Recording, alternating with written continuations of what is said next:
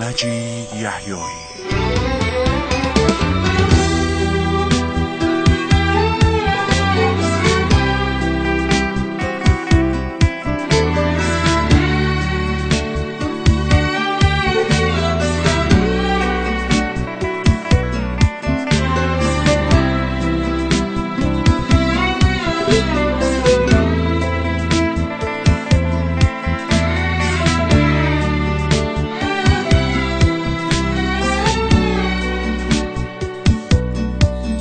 یکی اینجا تو این خونه همه شبهاشو بیداره، روزای عمرش هم بی تو به پای گریه میذاره. یکی که بی تو افسرده است نمیتونه که تنهاشه دوست داره.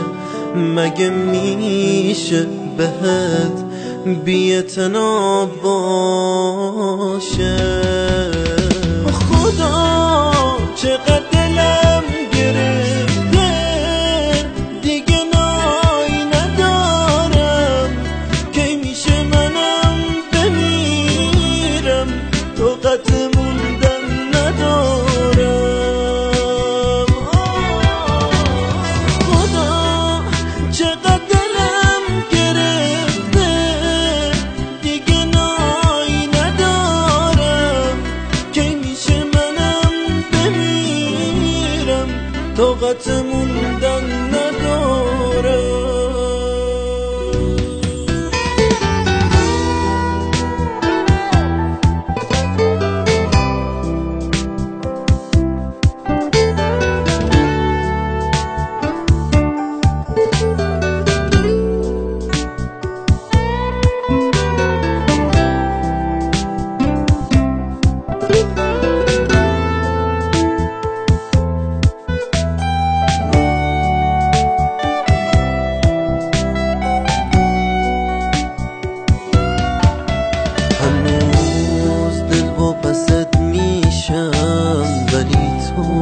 سرد و مغروری برات اصلا مهم نیستم.